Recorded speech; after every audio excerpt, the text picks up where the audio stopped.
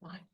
Well, good evening, everyone, and delighted to welcome you all to this series of talks by George Ampat, who is an orthopaedic surgeon in Liverpool and whose great interest is to try and encourage people to exercise rather than immediately think that surgery must be the answer for whatever orthopaedic ill they have. So we're delighted to have him as a council member of the College of Medicine, uh, representing musculoskeletal conditions. And it is an enormous honour and pleasure for me to be able to introduce him to you this evening. I think if you haven't been to these talks before, you will be so interested in hearing what he has to say and the messages he has to give. So, George, thank you again on behalf of the college and welcome to everybody. Thank you so much, Sarah. Thank you. Thank you for the introduction. And we will start without much ado. I will share my screen. I always have some difficulty with technology. I don't know why. Hopefully, we don't have too many problems today. Uh,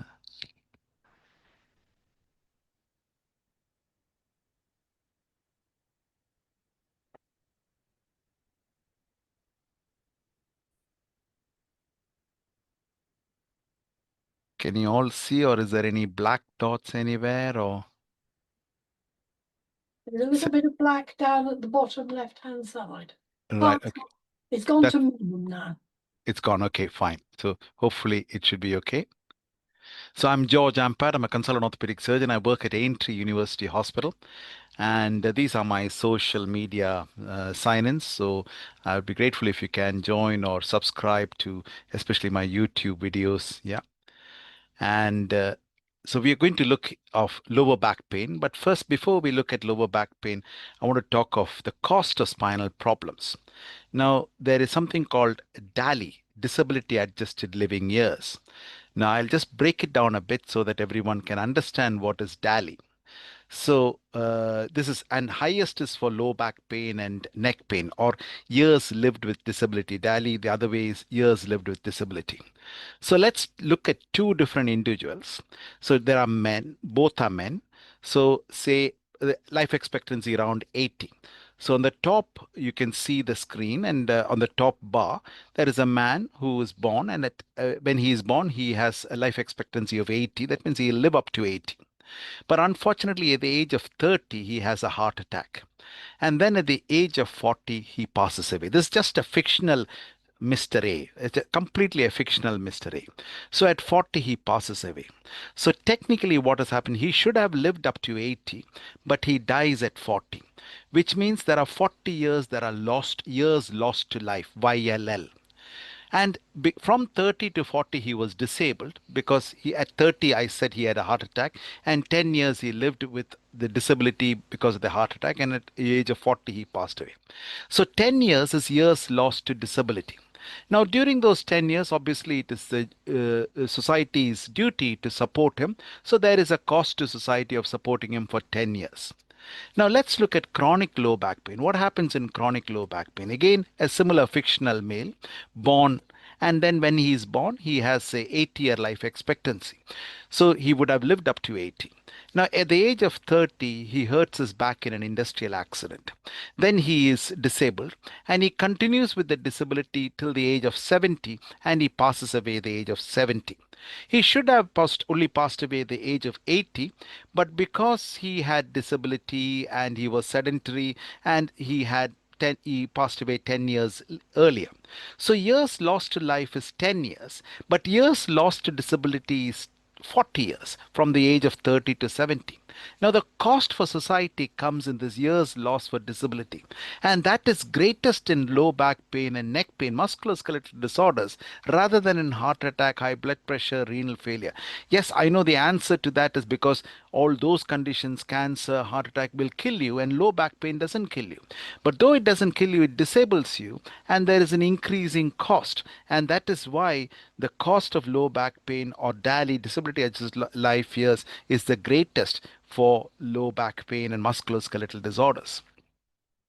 Now, this is an MRI scan and it's a sagittal section. On the left is just an ordinary image. That is, it is cut from the side view of the MRI scan. You can see there are three vertebrae, one, two, three, and in between the vertebrae, you got the intervertebral discs, which are dark in color. On the right is the same image, except that I have colored it. So the discs I've colored it in green, and when it has prolapsed, what has come out of the disc, I've colored it as red. And the lines in blue that you see, dark blue that you see, are the nerves, and the light blue is the fluid around the cerebrospinal fluid around the spinal cord and the nerves. Now you can see that huge disc comes out and presses on the spinal on the nerves that are coming down, and that is causing sciatica or low back pain and radiculopathy down the leg. And this is the axial view, that is the across view. So if you look from bottom, from the leg up into the head, this is what you would see. And again, I have colored it. The disc is in green where it has prolapsed out. So it's like a jam coming out of a jam donut. As it has prolapsed out, I've given it as red, and the dots are the blue dots are the nerves that are there, and the light blue is the cerebrospinal fluid. Now, within a year, you can notice that the disc prolapse is completely resolved, and in a year's time, there is no disc bulge at all. It is back to normal, and it is not with an operation, not with anything. Naturally, it has healed up, and you can see the nerves are completely free, and the patient is completely symptom free. And on the axial, again, you can see the nerves, the nerve is free, and there is nothing pressing on the nerve that is coming down the leg. And this is the lady in blue in the center. She is a hockey player, and she used to be a hockey player in Liverpool University, and she had returned to the game without any difficulty. This is when she had recovered following the disc prolapse. So with time, disc prolapses do resolve naturally. So you really don't need surgery. It has the ability, and that is possible because of our immune cells. And I will tell you a story now how it resolves. This is the story of the jam donuts and ants. So the disc is like this. It is very much like a jam donut. So the disc has a squishy, a liquidy part in the center, like the jam, and that is called the nucleus pulposus, and tough or a doughy part outside, which is the annulus fibrosus. So the disc prolapse is the jam coming out of the jam donut. Now the jam will come out of so this is the view on the side, on the left, and again a cross-sectional view on the right. So you can see on the left, you can see blocks of bones, one below the other, and the discs are in middle, and at each level you can see a nerve root come out. So we have the brain, and then the spinal cord becomes the motorway, and there are 31 roads to the nerves to the left and 31 nerves to the right. I tell it like the spinal cord is like the motorway, and the nerve roots are like A roads. So there are 31 A roads on the left and 31 A roads on the right, and that is how the structure of the spinal cord and the nerves are. And all the nerves from the lower part of the lumbar spine meet up together and form the sciatic nerve. So sciatic nerve are the different nerves of the lower part joining together, forming one big nerve going on the back of the leg down into the foot, and that is the sciatic nerve. And as I explained to you, a disc prolapse is exactly like this, where the jam comes out of the jam donut, and on the left you can see the jam coming out of the jam donut. On the right you can see the normal disc where it has prolapsed into mainly on the left side. Now, the disc prolapse will only occur in a degenerate disc or a dehydrated disc. So if it is nice and plump, like a young disc, not alone your own weight, but you can even get an elephant to stand on it and the jam will not come out. It is so good. It's so structurally so good that the jam will not come out. But if it has had a damage and it has become dehydrated, then it is more likely that yes, when there is stress on it, the jam will come out. So in a dehydrated disc, that is exactly what happens. The jam comes. It sometimes all of us will go through degeneration. That is an age-related change, but not everyone will get a disc prolapse. In some people, for many factors, a disc prolapse may occur. And when the disc prolapse occurs, that is when we have pain going down into the leg. Now, when we have pain going down the leg, sometimes our position can be tilted. We may be tilted to the side or we may be tilted forward, depending on where the disc is prolapsed and how it is irritating the nerve into the leg. But the good thing is, when the disc prolapses, we have macrophages. So these are the ants that I'm talking about. The macrophages are the warrior cells in our body. Now, they come and eat away. The macrophages are amazing in our body. They do a lot of cleanup. Their job is to fight with bugs that come into us. Our bodies are making cancers every day. Small cells are changing their mutations. They will come and kill away those cells. So they are the constant warrior cells, keeping our immune system, keeping us healthy throughout. So they also work when we have a disc prolapse. Surprisingly, the disc is immune privileged, meaning the warrior cells can go and attack it and actually clear the disc that has prolapsed out, or the jam that has come out. So this is what I said. It's like a jam donut. The jam comes out of the donut. And when the jam comes out of the donut, the ants come in and eat away the jam that has come out. And once the jam is eaten away, then the ants go away. Similarly, the macrophages come into the area. And when the macrophages come, it is the inflammation. Now, inflammation is a trigger. So the inflammation also causes pain, but it is the inflammation that brings in the macrophages from outside to in. If there was no inflammation, there is no signaling. So it's like, the body is signaling to the macrophages, I've got a problem, I'm inflamed. Same way when we have a tooth abscess, there is inflammation around the tooth abscess, again telling the macrophages and the other inflammatory mediators to come there, and maybe a tooth abscess from a bacterial infection to attack that bacteria that has caused the tooth abscess. So inflammation is the trigger point. Now, when I have in my house, when I pour, spill jam on the table, I leave it alone, because there are friendly ants in my house and they will clean it away. But my wife is not. She's very clean. She cleans everything, puts antiseptic. So then that is not good, because if you do that, the ants are not going to come and clean away. So I need to allow the ants to come. So when you have a disc prolapse, you should not take anti-inflammatories. That is the message I'm trying to pass on. So you can take painkillers, paracetamol, codeine, tramadol. Yes, a little bit of anti-inflammatories is okay, because anti-inflammatories do help. I'm not saying it doesn't help at all, but it has a deleterious effect, is that it switches off the inflammatory button. So as far as possible, try to avoid anti-inflammatories when there is a disc prolapse, and that will allow the disc to resolve naturally. And when the disc resolves, the pain will regress from the foot upwards. And even if we have an altered position, we are tilted forward, slowly with time, you will come back to the normal posture as the pain recedes from the foot into the lower back. So there is what is called a centralization of the pain. From periphery, it goes to the center, and the pain improves and the disc prolapse resolves. One particular case we had published, there's a similar case where there was a large disc prolapse, and how I'm explaining the immune mediated resolution of that disc prolapse in the back. But why are we getting disc prolapses? If you understand, you can see this is another young person who had a disc prolapse. This is a cross section of the MRI scan. Now, I will explain this in detail. That is the disc in the front, and those are the facet joints at the back. And in the center, between the green and the blue, that space is the spinal canal. The dots there are the nerves that are coming down. Now you can see there is a disc prolapse on the left, which is in the red, and the nerves which are coming out that level, on the left side it is not affected, but actually on the right, when we see from here, it is the left, but it's actually the right. Whereas the nerve on the left, for our right, when you look at it, it's on your right, but actually it's the patient's left. The patient is lying down with the head away from you and the feet towards us. That is why what you see on your right is actually the patient's left. That nerve is getting squashed. And why has that happened? It has happened because the muscles are weak. What I've now shown you in orange is the muscles that support the spine.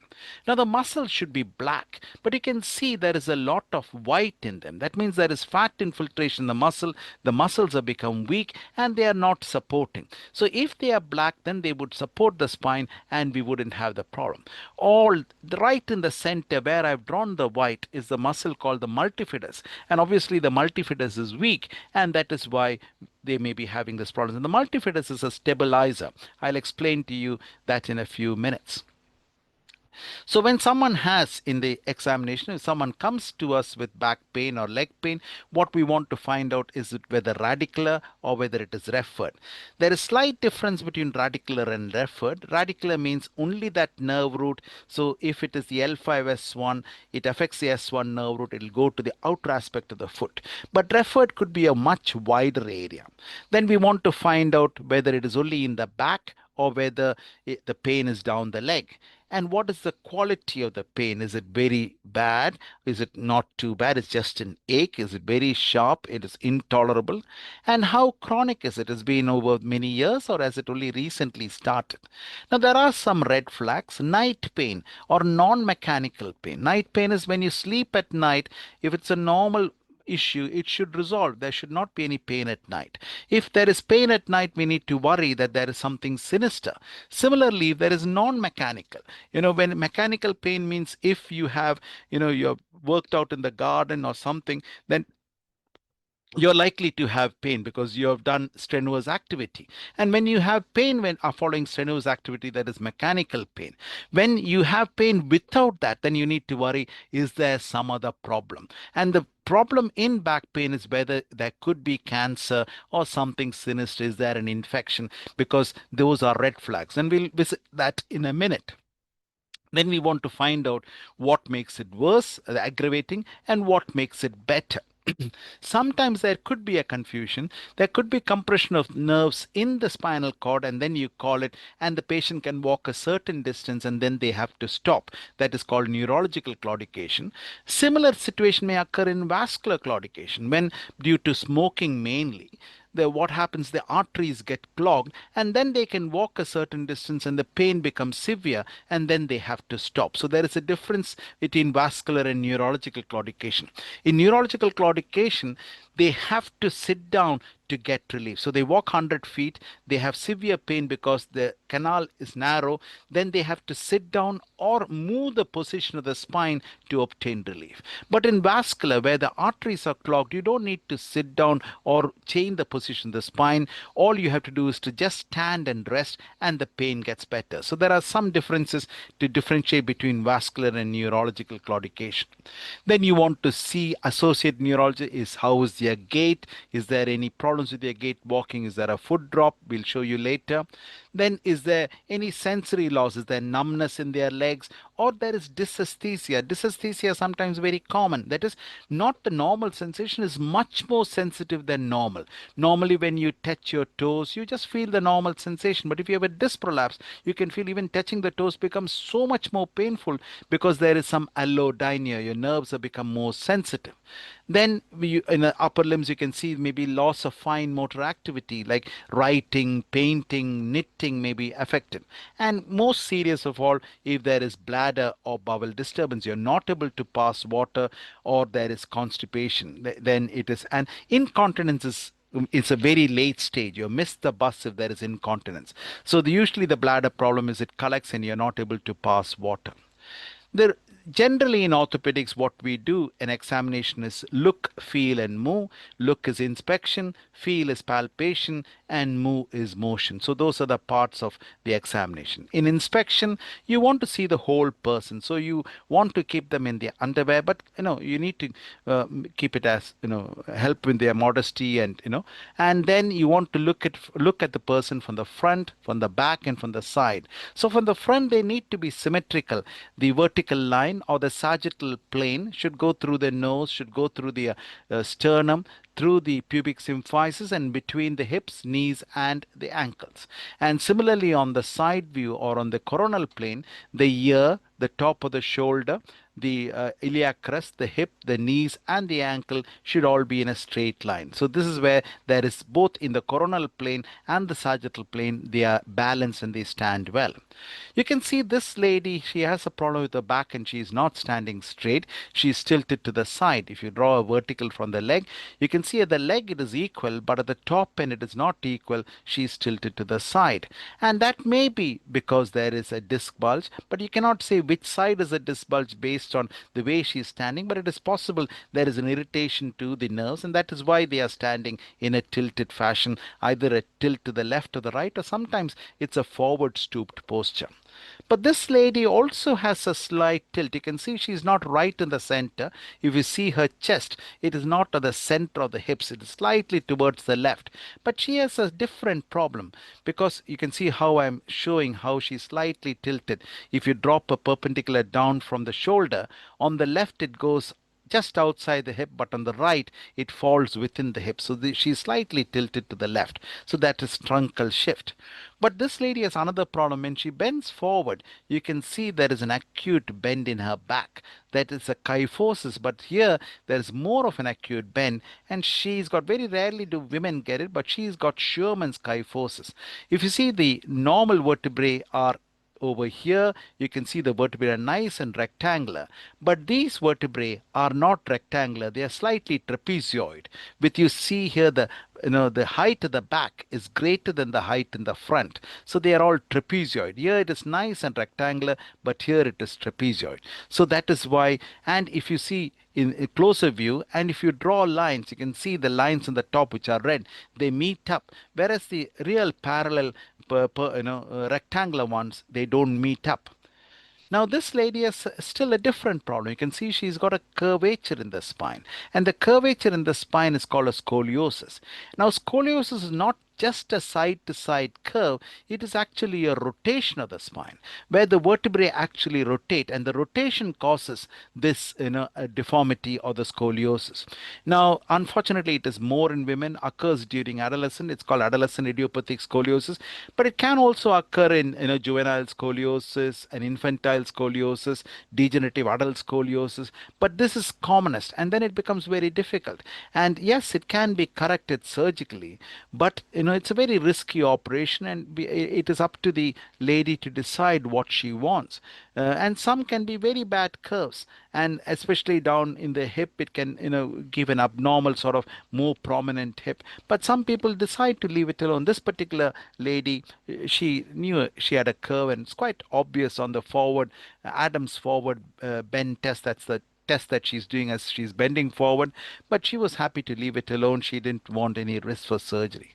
And this is what you can see on an X-ray. You can see, and these are the Cobb angles. So you take a straight AP view of the whole, thoracic, cervical, and lumbar spine, and then you can measure the angles, and you can see, in this case, you can see that the thoracic curve is slightly bigger than the lumbar curve. The thoracic curve is about 47 degrees, whereas the lumbar curve is about 38 degrees.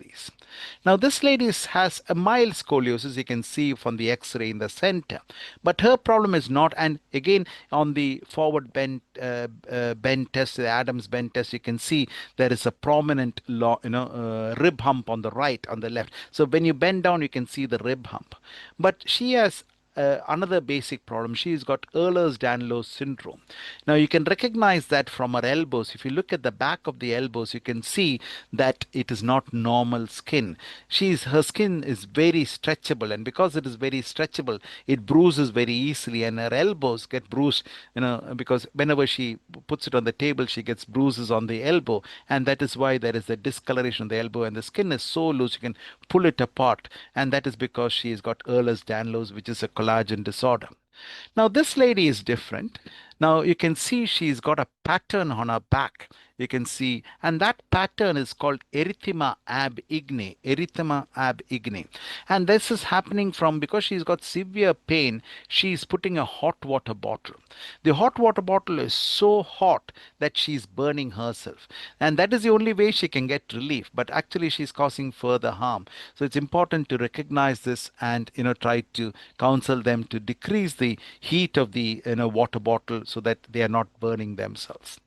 Now, this gentleman, again, another problem. Here you can see he's not able to straighten out his neck. He's curved. He's looking at the floor. He can't look straight ahead. And this is the classical symptom of ankylosing spondylitis, more in men than in women. It is associated with the HLA-B27 and starts maybe in a very young age, starts near the sacroiliac joint and slowly spreads up. Nowadays, we don't see this amount of deformity because we have biologicals and there are drugs to treat it reasonably well.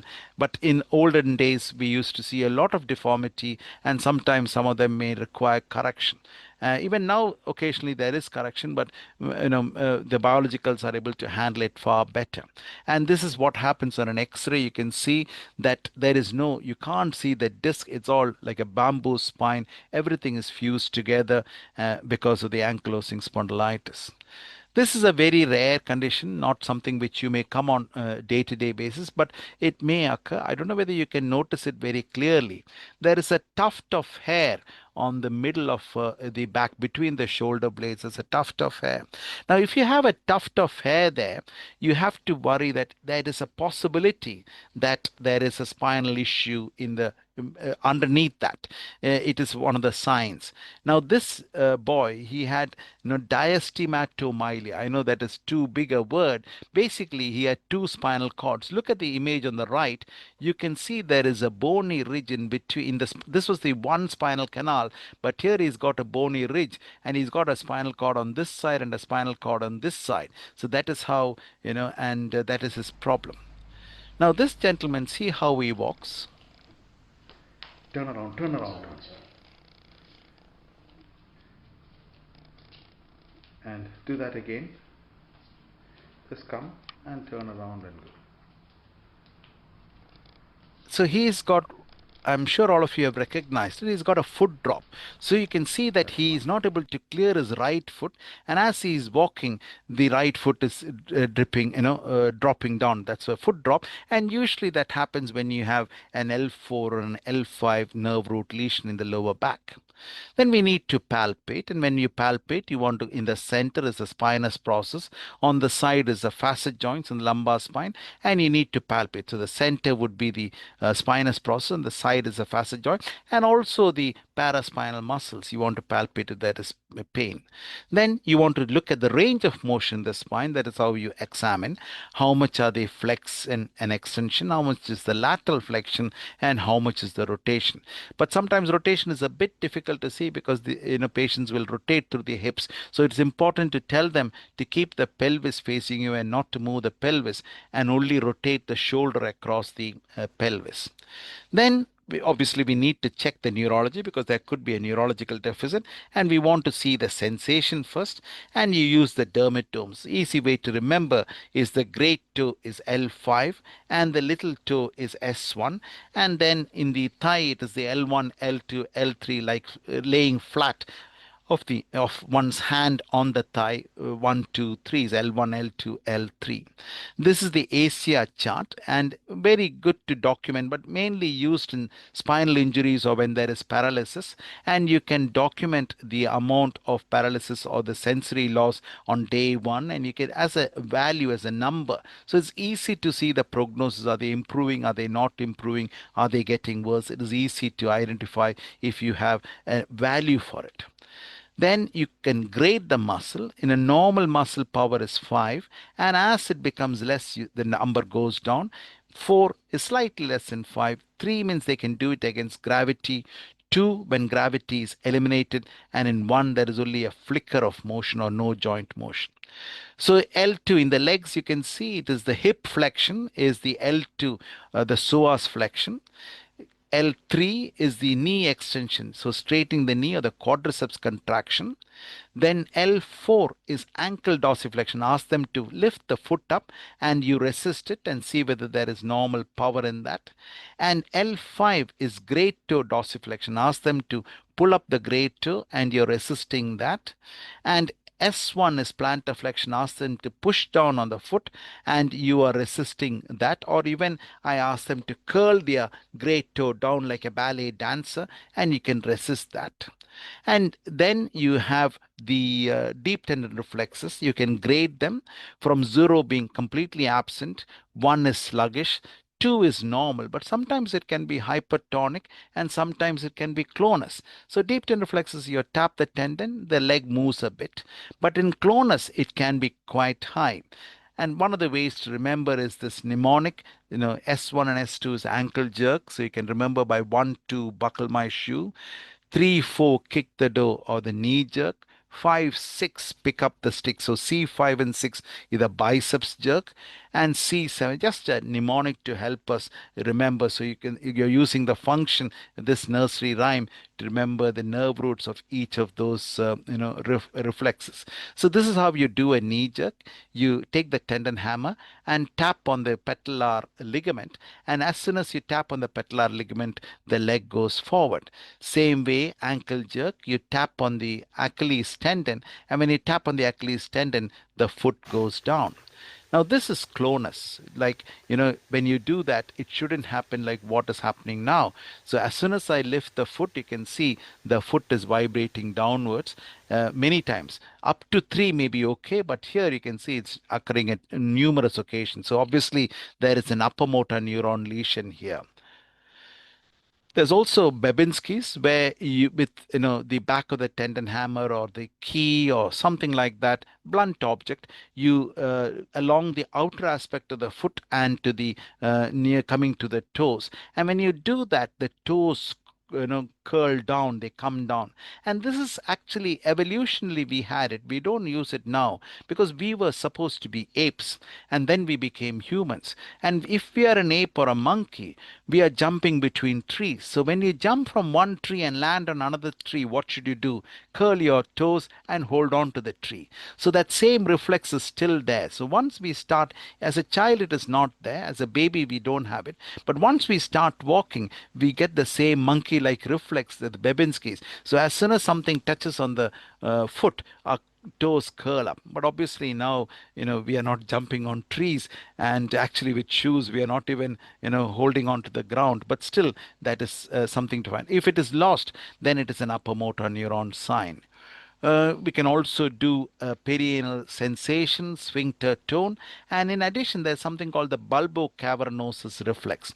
So that is only used in spinal injuries, and the way to do it is you put a finger in the back passage and then squeeze the glans or the clitoris, and there will be a reflex contraction of the anal sphincter. So when you squeeze the glans or the clitoris, but I don't think that is a better way to do it. That is what originally described squeezing the glans or the clitoris. But the easier and the more better way of doing it is, these are all paralyzed patients, so they would have a catheter inside. So if you pull on the catheter, the urinary catheter, that is enough, equivalent to that. And when the reflex is there, the fingers get squeezed, the finger in the back passage will get squeezed.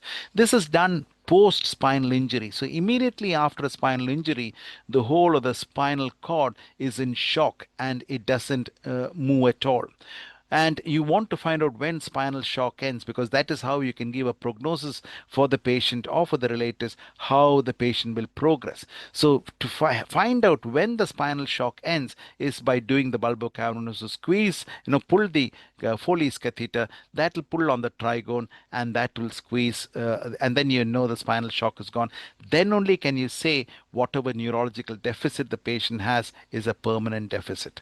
There's also an anal wink. If you, with a sharp object, if you tickle near the anus, the anus will wink. The other special tests like the Lesigue or the straight leg raising test, this is done in SI joint problems, disc prolapses. So it may be in a disc prolapse, you can only lift up to 30 degrees, then you document. But it's important that you're doing the Bragart's maneuver that you're seeing here, because if you just lift it up, we don't know whether the pain is occurring because of the stiffness in the hip joint rather than actually because of a disc prolapse. So what you do is, you say, for instance, you lift it up to 50 degrees and there is pain. Then you slowly lower it down from 50 degrees, you lower it down to 40 degrees. So even if it is a hip joint, you're taking away the tension from the hip joint, and then you dorsiflex the foot, push the foot this way. And that time when you push the foot this way, you're pulling the sciatic nerve.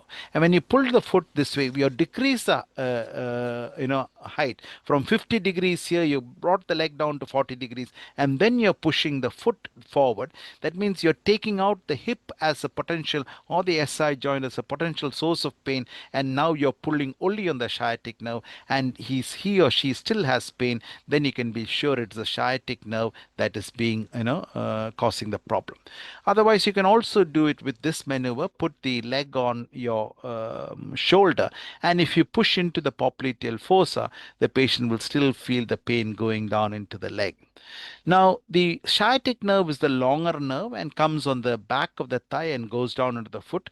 The femoral nerve is in the front of they are all from the lumbosacral plexus. The lower plexus is the sciatic, the upper plexus is the femoral, and the femoral nerve goes in the front and innervates the quadriceps. Now, sometimes you can have a high disc prolapse, not L4-5 or L5S1. You may have an L2-3, and they may affect the femoral nerve. So here you do the femoral stress test. You flex the knee and you will have pain in the front of the thigh. But in older adults, they actually, all of them are very positive because they have contraction of the quadriceps muscle or the muscle in front of the thigh. Then for the sacroiliac joint, you have the Faber's test. You have the flexion, abduction, external rotation. Keep it like this, and they will complain of pain on the over the sacroiliac joint. There are other tests in the sacroiliac joint. We looked at Faber, which is the flexion, abduction, external rotation, but you can do the distraction. You can do the thigh thrust. You can do the compression from the side. Then you can do the Genslens by asking the patient to pull up one thigh and pushing the other leg down. There are many tests, but generally tenderness over the sacroiliac joint is more specific.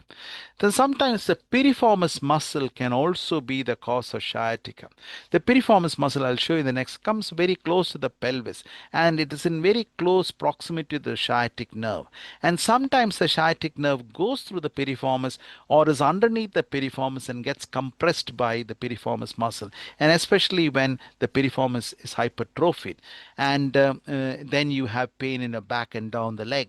Now, sacroiliac joint and piriformis syndrome is slightly similar, but they have different signs. In a sacroiliac joint, the patient will have difficulty sitting for long periods, lying for long periods, standing for long periods, so they are changing the position. But in piriformis, they don't like too much of activity. You ask them to climb 2 flights of stairs, the pain sets in. But SI joint, they can easily climb 2 flights of stairs. Piriformis is different, and this is how you can see this is the hip joint, thigh bone, the top end of the thigh bone, that is the head of the femur. This is the acetabulum, and you can see this is the piriformis muscle. This is normal, where the sciatic nerve comes underneath and the piriformis is on the top. But at times the sciatic nerve can split around the piriformis, half of it coming above, half of it coming below. Sometimes it can come through the piriformis muscle. Sometimes it is the sciatic nerve is split, half of it comes above, half of it comes below. So these are the situations in which you may have a piriformis syndrome. And again, surgery is not required. Stretching the piriformis, doing stretching exercises for the piriformis is all. Now, this is the endurance testing, and patients, are their muscles strong enough? Now, on the left, you can see this whole spine, the muscles are weak, and then obviously there is likely to be more pain. The muscles are the soldiers that protect the back. Now, over here, you can see the muscles are strong and they protect the back very well. So it is important that we are keeping these muscles strong. One of the ways, surrogate measures of measuring whether the muscle is strong, is the plank test. And I ask my patients to do the plank test. For a woman, I ask them to do for 90 seconds, and for a man, I ask for 2 minutes of forward plank. And I feel if they achieve the 2 minutes, then they are strong enough, and their muscles are strong enough. Or a woman achieves 90 seconds, they are strong enough. Sometimes older women are not able to do the forward plank. Then I do the back plank, and here I want a man to do 3 minutes and a woman to do about 2.5 minutes. The full plank is not that useful, but sometimes we can do it. But the elbow plank is what I tend to use. The side plank is also good, and there are two ways of doing the side plank. There's a staggered and stacked. Now, the staggered is what I tend to use. That is, 1 foot in front of the other foot, whereas here is a stacked 1 foot over the other foot. This is more difficult to do. The staggered 1 foot in front of the other foot, because you're using both the legs to get. And you can see me here. There is a patient of mine who's a young dancer. She had back pain. Now you can see I'm also doing the plank along with her, because trying to emphasize how the strength of the core is important. Now, why is all this important, the strength of the core? Let me give you some metaphors to make it all very clear. Now, this is how a normal engine works. a car engine. You go into the first gear, then you go to the second gear, the third gear, and the fourth gear. And when it works there, it works like that. It works quite well, and the car moves away. There is no issue at all. But sometimes there could be a problem. Say there is a problem with the gearbox and the gears don't shift as I showed you. And if there is a problem with say for instance, when you put the first gear, it just suddenly slips off to fourth gear. I don't know whether there is a similar problem. I'm just creating a fictional problem that when you put into the first gear, it slips. That's what happens in the human body. That's why I've said it. Maybe it doesn't happen in the car. It slips into the fourth gear. Then in that case, what is going to happen? The car is going to stall. It is not going to move forward. Now we have a similar gear system in our back. So this is the core. I've not drawn the pelvic muscles as well as I've not drawn the diaphragm muscles, but all these muscles form the core. So the core is the cube of the abdomen with the diaphragm above, the abdominal muscles in the front, the muscles around the spine at the back, and the pelvic. They all form the core or the cube. Now in the back, there are just around the spine, there are four muscles like the four gears, 1, 2, 3, 4. And the four gears of the four muscles are the multifidus, the longissimus, the iliocostalis, and the quadratus lumborum. Now, unfortunately, when we have back, and this is how normally it should work, the first gear should come in first, the second, third, and fourth, because the job of the first gear is a stabilizer. The 2, 3, and 4 are movers, but the first gear is a unipennate, that is between one vertebrae, unisegmental, one vertebrae to the next. It doesn't span multiple vertebrae, only one vertebrae it spans. And by spanning one vertebrae, it stabilizes that vertebrae, that segment. Whereas other muscles span multiple segments, so it can't stabilize, but it moves. But if that works without the smaller ones, it'll cause an abnormal motion. Let me show you by a metaphor. So in back pain, the first gear doesn't work and it just goes second, three, and four. So the multifidus is not working and that is wasted. Now, how to get back the multifidus is a simple maneuver called the abdominal drawing in maneuver. So you ask the patient to pull the belly button in and you hold it for a count of 10. Now I'm holding the belly button in 10, 9, 8, 7, 6, 5, 4, 3, 2, 1. Relax. So same way we need to repeatedly do this. There's not a particular, it is an exercise, but you don't need to do it 2 hours. What you need to do it is spread out during the day. So I tell the patients to do 120 times this every day, 30 in the sitting position, 30 in the lying position. And when they are doing this, they are stimulating the transverse abdominis, that is the green muscle you're seeing in the front. And when you stimulate the transverse abdominis, there is a nervous connection between the transverse abdominis and the multifidus. So you're waking up the multifidus. The multifidus goes off to sleep. You have to wake up the multifidus and then only the back pain gets better. So as I said, while you're sitting, you want 10 repetitions is one set. So in a day, you want to do 3 sets while sitting, 3 sets while standing, 3 sets while lying down, and 3 sets on your hands and knees or the quadruped position. So 120. Not particularly prescriptive 120. As long as you repeat it more and more, that should be okay. And it is also not just exercise for the lower back, it is also exercise for the brain, because whenever you're doing any activity, because say for instance the boy on the left is taking a book from the shelf, as the arm goes out to get the book, you must understand it's like a crane. A crane can only work if the base is strong. Similarly, when he is holding the book and pulling it out, the base has to work. So we don't realize it, but the axial muscles are contracting to keep a stable spine so that he can pull the book out.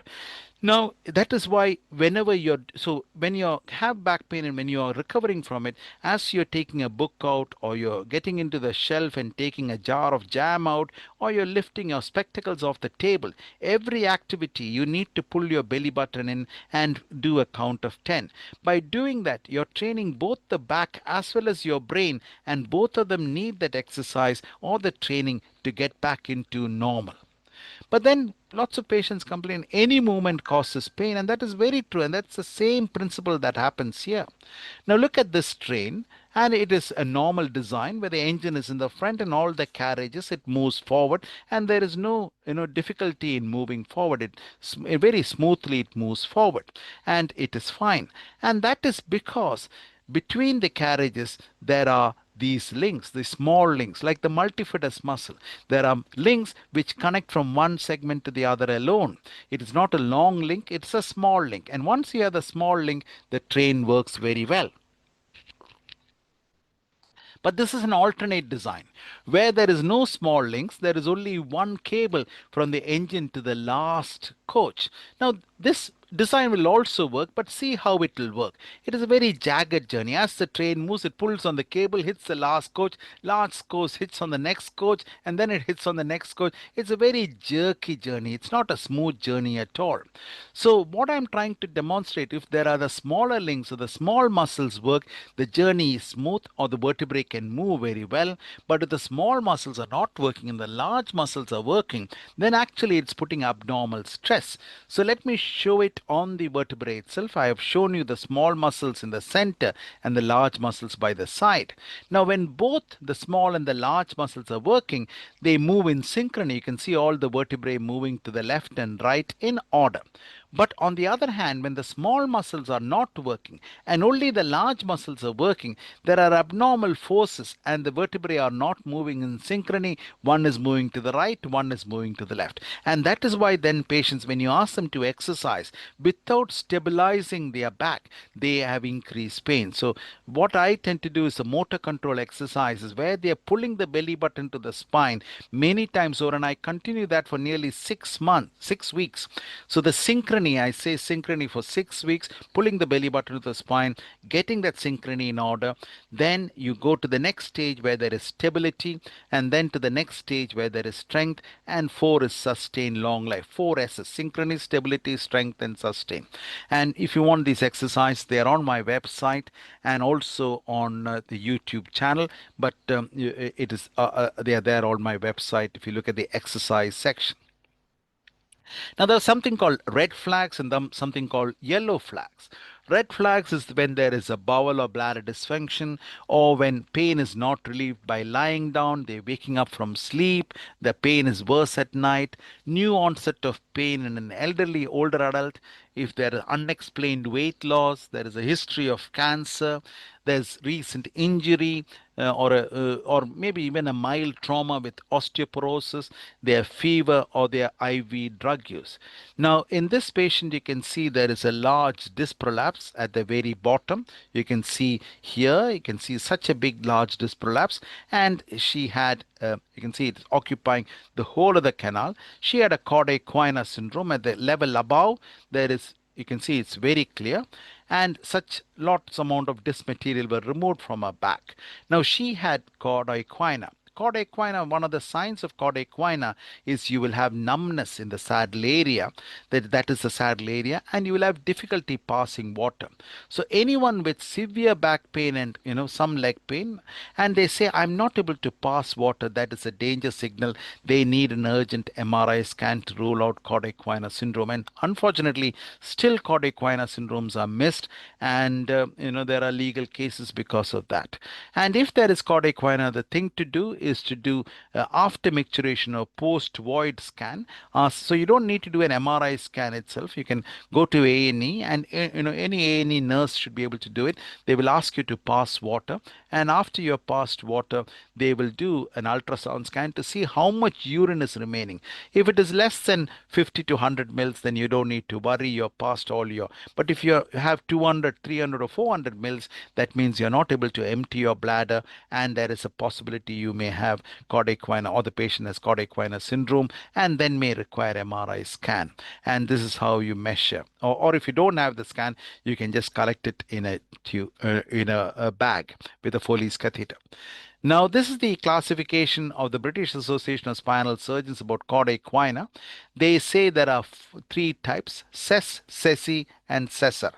So SES is suspected chordae equina. They have some difficulty with waterworks, but not real problem. The SESI is incomplete. There is again some, but they have the urinary symptoms are more.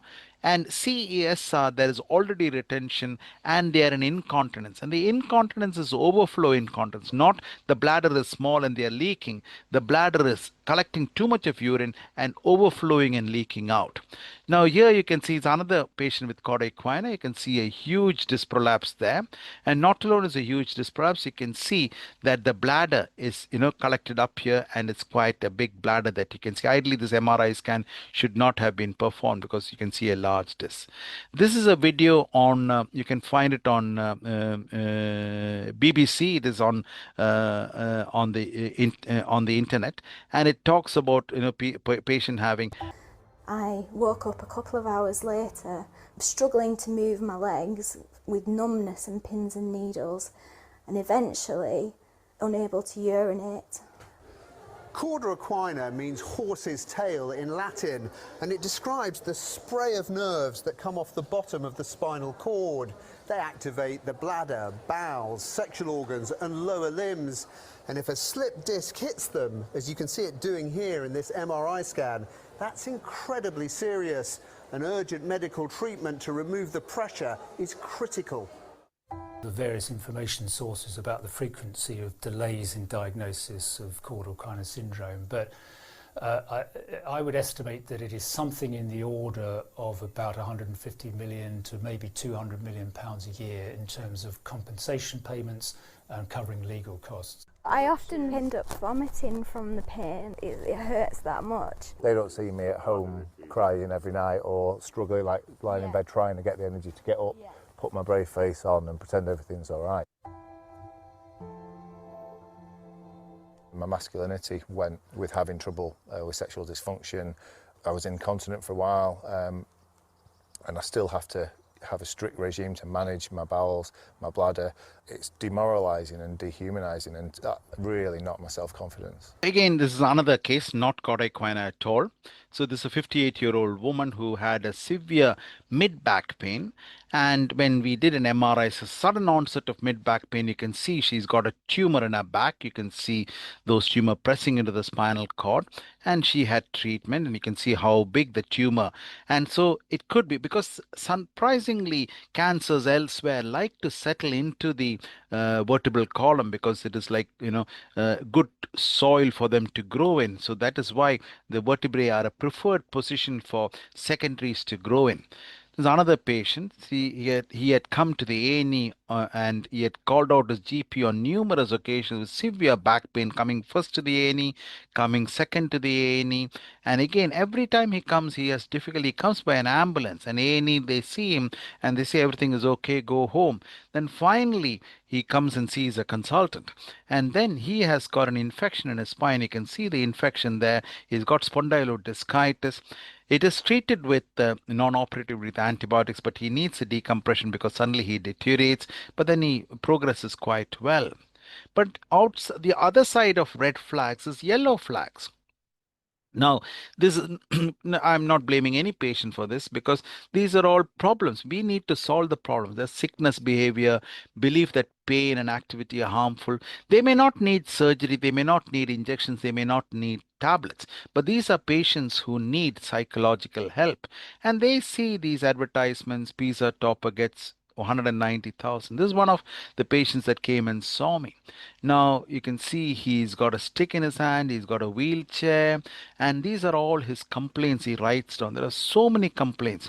Now, I don't think there is a physical problem, or he may have a small physical problem. It is the fear. He needs help. He by no means should we say he's malingering or that he's acting. No, he not. He definitely needs, he has an issue. It may not be an issue which can be solved by surgery, but he definitely has an issue and we need to help him. So there are some, in examination, there are something called Waddell's inappropriate signs. It is actually, many times it is used to test malingering, but there is no evidence that it is useful in malingering at all. Insurance companies say that it is, but there is no evidence. And actually Waddell himself used these tests only to identify if they are fit for surgery or not. So one is superficial tenderness. When you have back pain, it is deep inside the pain. If you just touch the skin, there may not be tenderness. But I have had patients whom I just touch the skin, they are screaming in pain. I've had patients when I touch the skin, they have fallen on the ground. I can understand. I mean, they have an issue. They want to point out that issue, but the way they pronounce it is difficult. But they need help. They need help. They are not lying, but they need help. Same way, simulation. If they push on the head down, they will have pain in their back. Now you cannot, because there are so many joints. Just pushing on the head from the head down shouldn't really be causing back pain, but unfortunately some of them do back pain. Then pseudo rotation, you can turn, keeping their back straight, just turn to their hips and they say there is more pain. Distraction SLRT, you can sit them up and there is no pain, but when you lie them and lift the leg up, then there is more pain. They have regional weakness, or they say, oh, the whole leg is numb, the whole leg. But these are again difficulties for them to cope, and that is why they are exhibiting that. It is an overreaction, but by no means are they lying, and it is wrong to think that they are lying. An overreaction is quite a common. A lot of people identify that, but it's influence, it's subjectively influenced, and we must all understand we all lie. Are you with me? How many times have you told, when your friend has asked you, come, let's go out for dinner, how many times have you told, oh, I've got a bad tummy today, I'm not coming?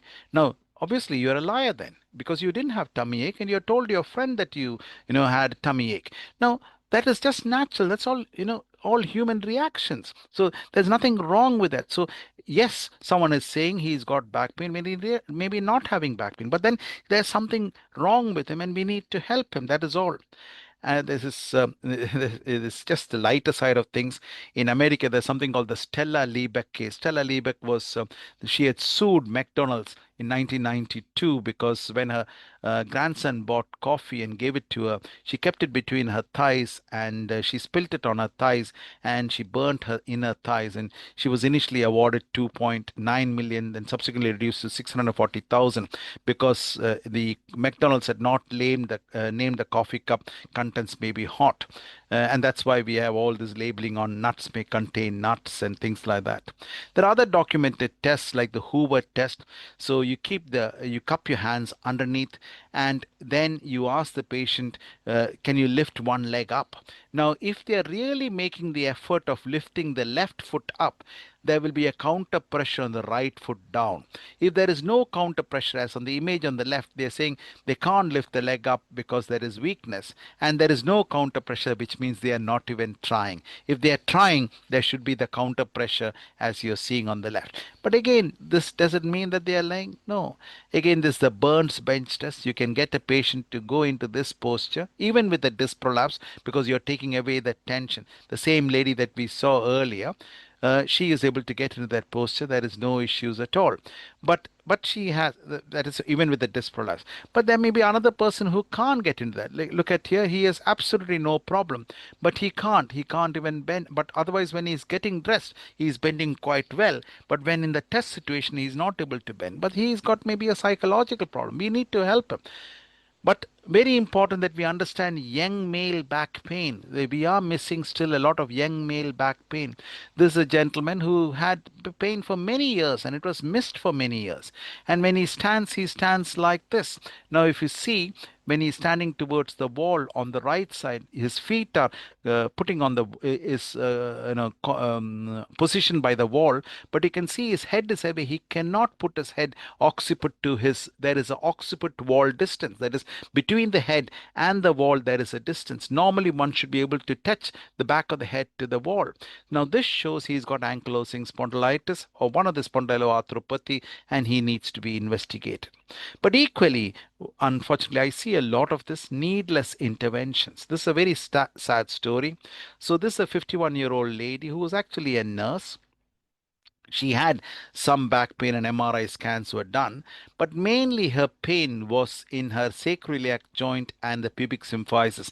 The red line is the sacroiliac joint. The yellow arrow is the pubic symphysis. She went and saw a surgeon and he said, you need an operation, and he did an operation. He had a Diana implant in the sacroiliac joint and a small plate in the pubic symphysis.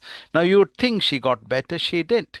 Yes, immediately after an operation, there's always a placebo effect. So she got better. At 3 months, she had no pain at all. But by 6 months, the same pain had come back. So it was only a placebo effect. She went and saw the same surgeon. He said, well, maybe, we did the MRI scans. It showed some disc degeneration. We need to do a second double operation. Let's fuse your disc. So she had 6 rods from the back, 6 screws from the back, 2 rods from the back, and cages from the front. So the screws and the rods are the red, and the cages in the front are the yellow.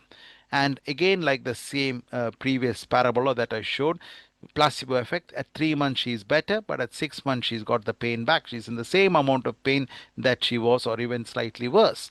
Then the surgeon said, well, maybe your sacroiliac joints have not fused. Let's do another operation and fuse your sacroiliac joint. So she had a repeat fusion into a sacroiliac joint. This is a trifuse. She had on both sides. And again, like previously, for up to at 3 months she was better, but at 6 months she's back again to the same amount of pain. And she is now riddled in pain. She's taking pregabalin, Zomorph, Oromorph, diclofenac, diazepam. And we also wrote this up in a journal, that repeated spinal surgery. It's like Einstein. But saying that repeating the same experiment and expecting a different result is insanity, and that's exactly what happened. But one thing is, we shouldn't worry about disc degeneration. Disc degeneration is natural. It's an age-related change. I lots of people come and meet me, and I say, you be using lotions and potions, and even with your lotions and potions, your face shows your age. Because if any one of you know a lotion which takes away your age, please tell me. I've missed it for the last 62 years. And if you tell me the right lotion, I'm going to buy it tomorrow from Boots. There is no such lotion. There's no anti-aging lotion or cream. If there is no anti-aging lotion, there is no age. The same aging effect will be seen in the spine. So degeneration is an age-related change. Thank you so much for listening, and open to questions. Hi, Amanda. Thank you, George. That was fascinating, as usual. Thank you. I'm probably once again the only non-conditional therapist on here, but I found it just absolutely riveting. But particularly, a lot of the testing techniques were just really interesting, but also, obviously what people can do to, help prevent either further problems or problems in the first place. And the minute we finish this, I'm going to be lying on the floor trying to do a 2-minute plank. I won't send you the photos.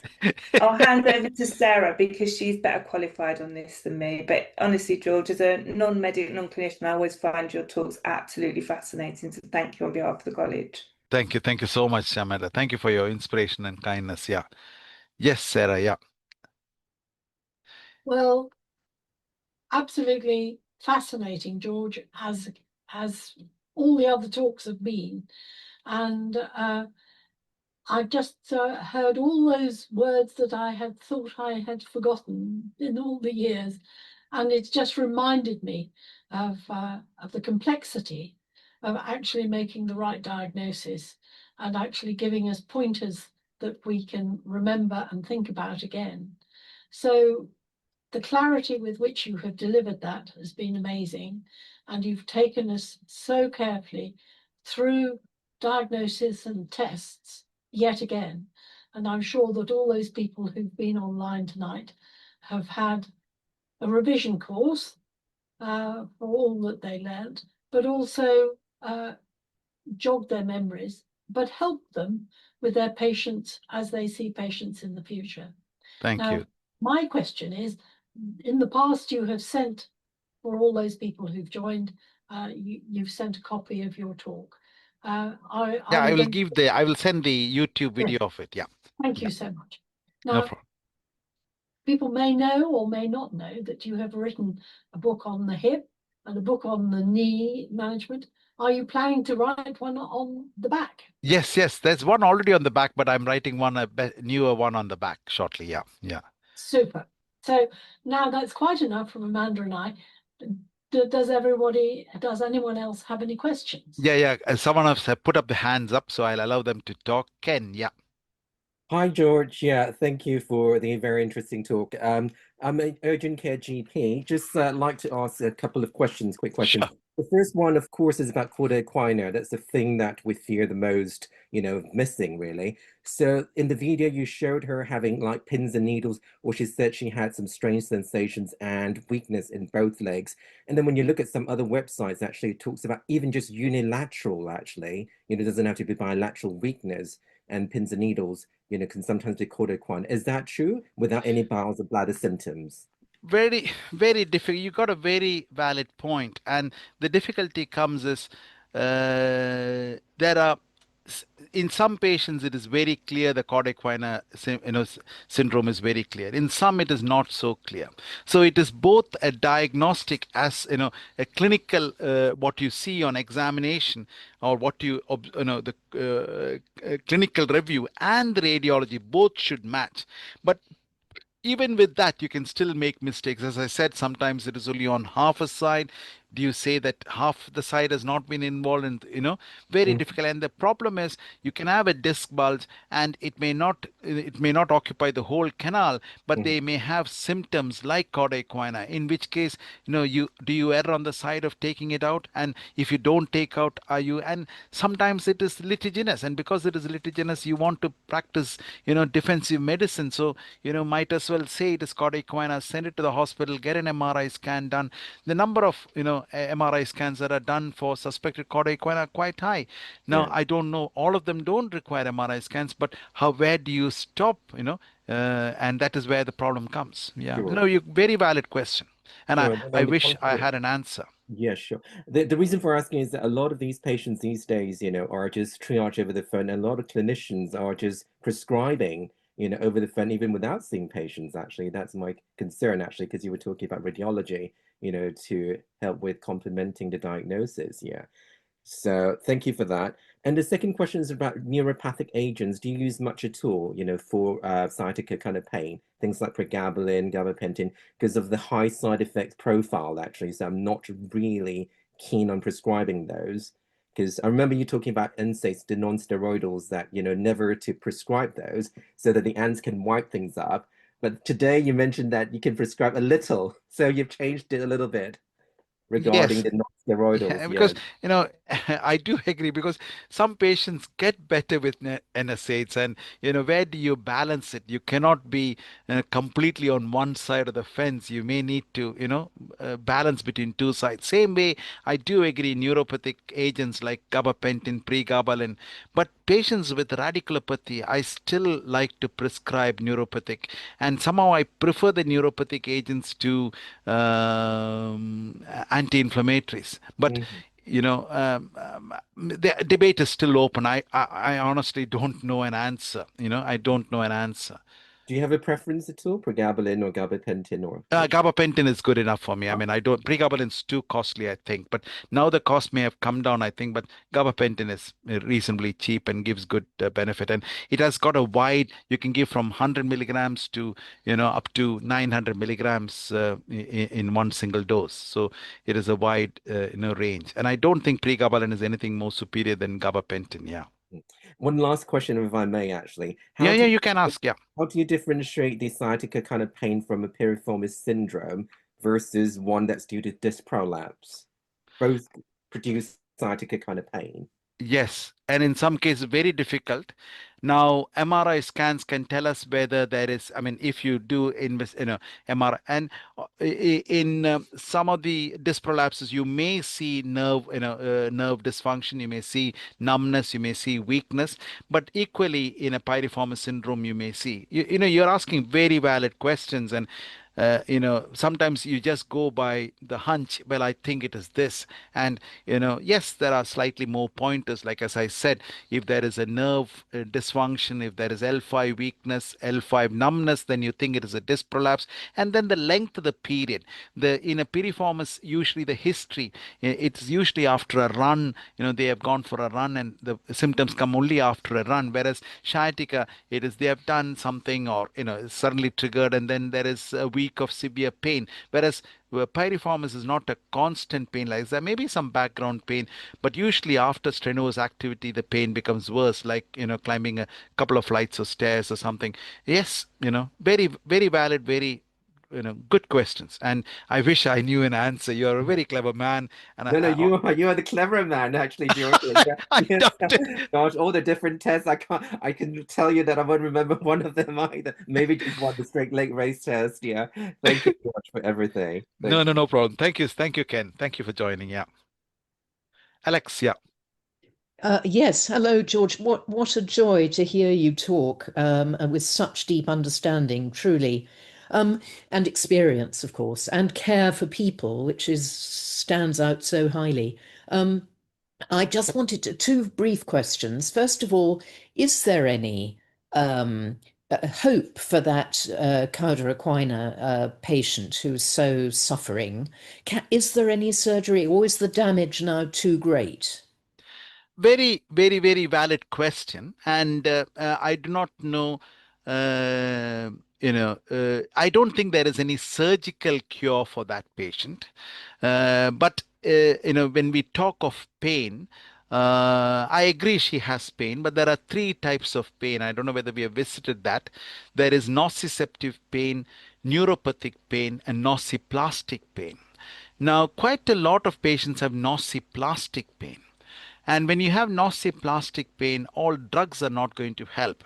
And nociplastic, it's like the, hope you have understood when I said the three parts of pain. It's like the car alarm. So nociceptive pain is when the sensory end organs in the skin is innervated, like in the car alarm, the sensor is innervated. The neuropathic pain is when the wire of the car alarm is, disturbed or stimulated, or the nerves are affected, like in diabetes. But nociplastic pain is when the horn itself is going without a problem. Like many times you see a car alarm go off and you don't see a burglar. No burglar has broken into the car, but the car alarm has gone off. But that is, you're not imagining that the car alarm went off. It is real that the car alarm went off, but there is no burglar. Now that could be, so pain is biopsychosocial. There is a biological basis, there is a psychological basis, and there's a social basis. Now, if you've been through a traumatic incident like what in that lady who had cauda equina, there is a lot of trauma, mental, emotional trauma. So yes, she can get better, not by operation or by physical methods, but she will require a lot of psychological help. And in this psychological help, lots of things are matter. Even society matters, your friends matter, having someone to support you. People who have chronic pain, who have family and friends to support you, do better than people who don't have family and friends. So lots of, factors. So they are the, the softer issues that actually make a difference. It's not a hard drug that you give that can make a difference. But again, a very, very relevant question. And just also, yeah, exactly. In fact, there was a fascinating documentary about one of the leading Royal Ballet dancers who collapsed on stage twice. And he was able to come back to top quality, to being a principal dancer. Can't remember his name, very famous dancer, ballet dancer, very recent, still there, I think. And it was that he really worked at rehabilitation, but had the sense of possibility that he could, because he got more confidence. And you're so right. It's this whole emotional approach that we bring, and we know much more about pain now as well, and understanding that. But the other question is that is there a way we can get better diagnostics among clinicians for back pain, and also better treatment? Because I just know people who are suffering needlessly, it seems to me, because they're not being given the right exercises for relatively simple back problems, which, I don't know their cases in detail, but it just frustrates me because I just don't think that they should be suffering as much. I've got very close friends who are suffering terribly with back pain, and it shouldn't be happening, it seems to me. No, again, a very valid question. Unfortunately, what's happening is activity levels are dropping, and when activity levels drop, back pain will increase. I don't know whether I've told, I presume, are you a medical professional or I'm non-medical? a medical herbalist, and I worked with bodies for a long time before that. Yeah. But Okay, this very is somebody who is going to the gym all the time, and it seems to help him a bit, but it's not solving the problem. He's still in lots and lots of pain. sure. Very active physically in that way. Sure. Okay. That's good if he's physically active. But then again, pain has a psychosocial model, and sometimes it's very difficult for us to understand at a point. And uh, uh, trauma in the past can affect pain too. I'm not trying to confuse it. Trauma in the past can affect pain too. People with adverse childhood ASs, adverse childhood events, have more chronic pain than others. Now, that is because of the trauma that they have affected her. So then again, they need psychological help. And I do agree, exercise and resilience do help. Again, lots of factors. Let me give you one example, which I always say, and I am sorry if some of you have already heard that. I talk of the story of Susanna and Sakura, and I'm talking of, checking out, not checking out from Tesco or checking out from Hotel Hilton. I'm talking of checking out from Hotel Earth. Now, you will check out of Hotel Earth. I will check out of Hotel Earth. Now, I'm giving you a fictional checkout of Susanna and Sakura. Susanna is a British woman. She retired at the age of 65, and as soon as she retired, her activity levels dropped. Yes, family was visiting her for Christmas and for Easter, but other than that, family, she was not no further interaction. But that doesn't mean she was not talking to anyone. From 10 o'clock in the morning to 2 o'clock in the afternoon, and from 5 o'clock in the evening to 10 o'clock at night, there was a black box in her lounge that would be talking to her. And the late 60s, she breaks her wrist. 70, she breaks her back. 80, she breaks her hip. Then she has dementia. 5 years, she's in a nursing home. Good care is taken of her. When she makes a poo, someone comes and cleans it. When she makes a week, someone comes and changes the nappy. And she has dementia for 5 years, and then she passes away at the age of 86. That is a British checkout. But what about Sakura? She's a Japanese woman. She never retired. Even at 96, she's still knitting some traditional cloth, selling it to the supermarket, making money. She is teaching mathematics to two of her great grandchildren every week. In the evening, she's not watching TV. She's in the park exercising with her mates, slapping hands, slapping backs, and having a jolly good time. At the age of 99, she goes to sleep and passes away in her sleep. That is the Japanese checkout. Which checkout do you want, the British checkout or the Japanese checkout? Obviously, the Japanese checkout. And that doesn't come with operations, injections, or tablets. That comes with lifestyle changes. Now, as a society, we need to change. And it's not just exercising and eating good food. There are so many parts in the lifestyle. There is, societal interactions. I mean, we in the end, human beings are a tribe. We were a tribe for millions of years. We lived as a tribe, which means in the evening, sometime like this, 2,000 or 3,000 years ago, if we were all one tribe, we'd be outside our huts chatting with each other. Some men would be saying, I went and tried to catch a deer, and suddenly a tiger came and attacked me. I ran away from the tiger. Some another person will say some other story. We were telling stories, and there was a community set up. But now we're all holed up in our houses, so we don't have social interaction. For millions we have years we grown up with that social interaction, and suddenly we don't have that social interaction. Now that is making our anxiety greater, and anxiety is making our pain worse. So there's so many interrelationship, and I wish we have a quick answer for all this. Very true. Quite right. And it's your humanity that shines out in your understanding. Thank you, George, very much. No, thank you, Alex. Lovely talk. And your questions were very clever. Very nice. Thank you. Anyone else with your hands up, or no? No, there's no further. Yeah.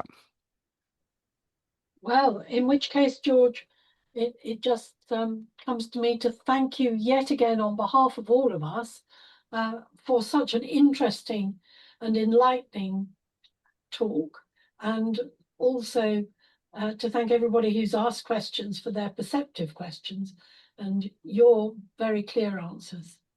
So thank you very much again. Can you tell us which is your next talk and when that is?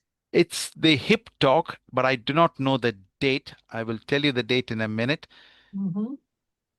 Because while we have the audience, they can put it in their diaries for next year. Yeah. I have a feeling it is February the 19th. Fine. Well, I'm sure that people will be informed of the date. Yeah. We will definitely. Yeah. But We'll try to send out that. Yes, thank you again, and we look forward to your book, and also look forward to receiving a copy of your video and your talk. Thank you, Sarah. Thank you so much. Thank you to everyone. Thank you, Amanda. You're very kind. Yeah. Thank you. you. Good night, Thank you everyone everybody. for Thank you for coming. joining. Yeah. Good night. Bye. Good night. Bye. Thank Bye. you. Good night. Bye. Bye.